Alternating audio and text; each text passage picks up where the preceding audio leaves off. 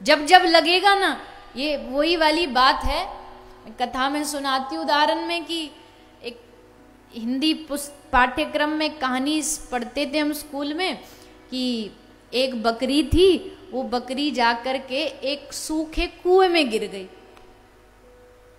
सूखे कुएं में गिर गई, वैसे भी बकरी जात मतलब स्त्रीलिंग है, तो स्त्रियों को थोड़ा जब तक दो चार आसपास में बातें करने वाला ना हो तो मन नहीं लगता। तो बेचारी वहां कुआं में पड़ी पड़ी बोर होने लग गई। बोर हो रही थी तो एक उसकी साथ की जो सहेली बकरी, वो उसको ढूंढती ढूंढती वहां कुएं पे आ गई और उसने झांक के देखा कि ये तो कुआं में पड़ी है। तो उसने ऊपर से कहा कि अरे राम राम राम, तू गिर गई कुएं में। तो कुआं में पड़ी बकरी ने कहा अगर तू कहेगी गिर गई तो ये छोड़ के चली जाएगी। उसने बुद्धि लगाई और बुद्धि लगा के बोली ना जी ना, मैं गिरी थोड़ी हूं, मैं तो यहाँ हरी हरी घास खाने आई हूं। ऊपर से झांक के देखा, इतनी बढ़िया घास दिखी मुझे कि मन ललचा गया, सो मैं नीचे आ गई। तुझको खाना है तू भी आ जा। दे करके लालच, जो ऊपर भली बेचारी बकरी बैठी थी उसको चारे का लालच देके उसने भी मारी छलांग और उसके पास पहुंच गई। क्या मिला उससे? मिला कुछ नहीं, तसल्ली मिल गई कि हम तो डूबेंगे सनम, पर तुम्हें भी मन को तसल्ली हो गई कि चलो हम अकेले ही नहीं डूब रहे, ये भी डूब रहे। वैसा है ये संसार। उसको पता हम तो भजन कर ही नहीं सकते, तो जो कर रहा है उसको भी हटाओ। हम ही भवसागर से पार नहीं उतर पा रहे तो इसको भी क्यों उतरने दे। तो पैर पकड़ पकड़ करके, बुराइयां कर करके, जो भजन नहीं करता ना वो अक्सर भक्तों की बुराई करता दिखेगा, माथे के चंदन का मजाक उड़ाता दिखेगा कि ये जितने माथे पे टीका लगाए घूमते ना सब नौटंकी है, सब ड्रामा है। तो तू कर ले ये ड्रामा, क्या फर्क पड़ता। अगर ये भक्त होने का ड्रामा है तो ड्रामा कर लो।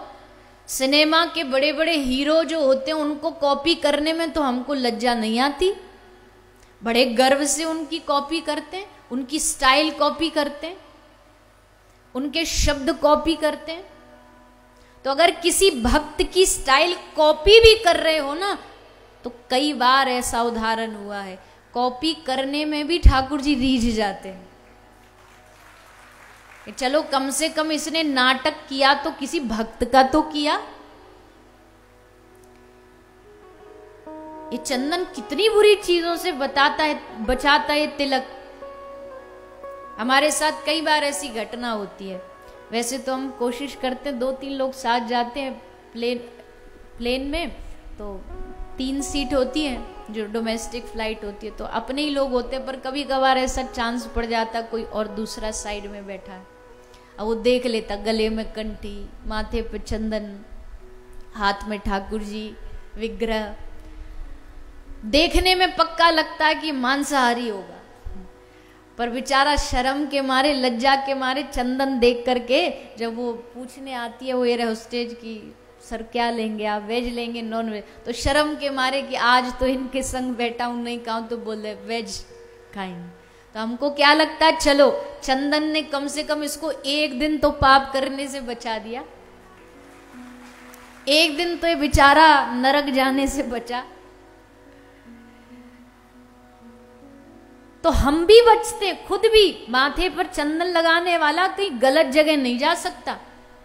उसके लाख मन में हो कि भाई मैं तो 31 को जाके डिस्को में नाचूं, पर जब माथे पे चंदन होगा तो सोचेगा नहीं ये करूंगा तो लोग क्या कहेंगे, देखो चंदन लगा के कहाँ जा रहा है, शराब पी रहा है।